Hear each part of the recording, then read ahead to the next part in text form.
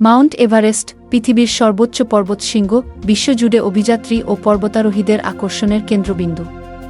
এটি শুধুমাত্র উচ্চতার জন্যই বিখ্যাত নয়, বরং এর চূড়ায় উঠতে যে দুঃসাহসিকতা ও বিপদসংকুল পথ পাড়ি দিতে হয় সেটিও এক বিশাল চ্যালেঞ্জ। আজকের প্রতিবেদনে আমরা জানব মাউন্ট এভারেস্টের ইতিহাস, অভিযানের কাহিনী, চ্যালেঞ্জ ও এর প্রাকৃতিক বৈচিত্র্য সম্পর্কে।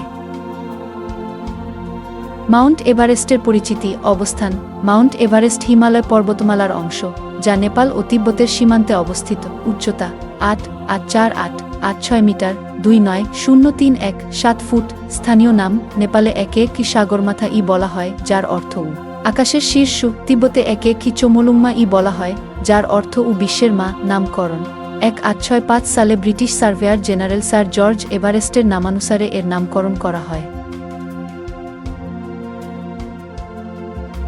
আবিষ্কার ও পরিমাপ। প্রথমে ব্রিটিশ জরিপকারীরা ১৮৫৬ সালে মাউন্ট এভারেস্টকে বিশ্বের সর্বোচ্চ শৃঙ্গ হিসেবে ঘোষণা করেন।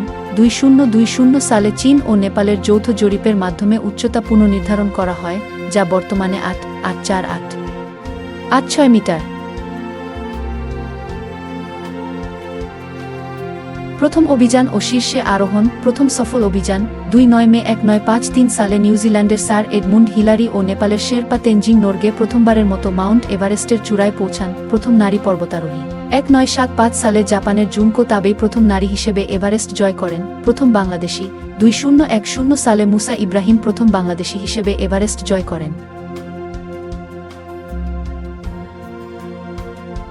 পর্বতারোহণের চ্যালেঞ্জ। মাউন্ট এভারেস্ট জয় করা কোনো সহজ কাজ নয়। অভিযাত্রীদের নানা প্রতিকূলতার মুখোমুখি হতে হয়, যেমন চরম আবহাওয়া। এভারেস্টে তাপমাত্রা শূন্যের নিচে নেমে যায় এবং প্রবল বাতাস থাকে। অক্সিজেনের স্বল্পতা। ৮,০০০ মিটারের উপরে ডেড জোন নামে পরিচিত একটি অঞ্চল রয়েছে, যেখানে অক্সিজেন অত্যন্ত কম থাকে। বিপজ্জনক পথ। হিমবাহ, ফাটল, বরফধস ও তুষারধস পর্বতারোহীদের জন্য মারাত্মক ঝুঁকি তৈরি করে। দুর্ঘটনা ও মৃত্যু। প্রতি বছর অনেকেই দুর্ঘটনার শিকার হন এবং বহু মানুষ চূড়ায় ওঠার পথে প্রাণ দেয়। মাউন্ট এভারেস্ট শুধু একটি পর্বত নয়, এটি মানুষের সীমাহীন ইচ্ছাশক্তি, দুঃসাহসিকতা ও চ্যালেঞ্জ মোকাবিলার প্রতীক। এটি বিশ্বের সর্বোচ্চ শৃঙ্গ হলেও এর প্রতি মানুষের আকর্ষণ কখনো কমবে না।